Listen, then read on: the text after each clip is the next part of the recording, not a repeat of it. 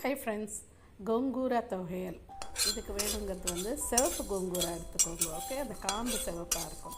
கொஞ்சம் உங்களுக்கு தேவையானனா ஒரு கட் எடுத்துகிட்ருக்கேன். அதனால் 1 டேபிள் ஸ்பூன் தனியா, 1 டீஸ்பூன் வெந்தயம், 1.5 டீஸ்பூன் ஜீரகம் போட்டு நல்லா வறுத்துன்ட்டு உங்கள் காரத்துக்கு ஏற்ற மிளகா எடுத்துக்கோங்க. ஏன்னா அந்த புளிப்பு நிறையா இருக்கும்.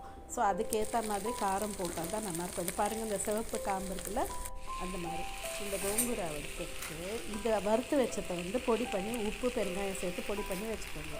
அதுக்கப்புறம் ஒரு வானலியில் நல்ல ஒரு 1.5 டேபிள் ஸ்பூன் எண்ணெய் விட்டுட்டு இந்த கோங்கூராவை அதில் போட்டு எண்ணெயில் நல்லா வதக்கிக்கோங்க. இந்த மாதிரி வதக்க கலர் சேஞ்ச் ஆகும். நீங்கள் இதை அரைக்கவே வேண்டாம். அரைக்காமல் பண்ணால் ரொம்ப டேஸ்ட்டாக இருக்கும். இது இப்படியே நல்லா இது பண்ணால் நல்லா பல்ப்பாக வந்துடும். அதுக்கப்புறம் நான் சொன்னேன் இல்லையா, பொடியை நல்லா அரைச்சி வச்சுட்டு இந்த கோங்கூரா பல்ப்பாக வந்ததுக்கப்புறம் அந்த ஸ்மெல் தெரியும். அப்போ இந்த பொடியை அதில் போட்டு நல்லா கிளறி விட்டுடுங்க.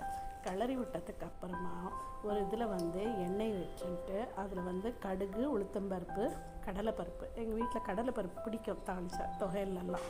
ஸோ அதையும் தாளிச்சிட்டு இந்த ஸ்டேஜில் வேணும்னா நான் பூண்டு போடலை, உங்களுக்கு வேணும்னா பூண்டையும் தட்டி போட்டு இந்த ஸ்டேஜில் தாளிச்சிட்டு நல்லா இதில் போட்டு கிளறி விட்டுடுங்க. நல்ல சுவையான கோங்கூரா தொகையில் ரெடி. இது நல்ல 1 மாதம் மட்டும் இருக்கும்.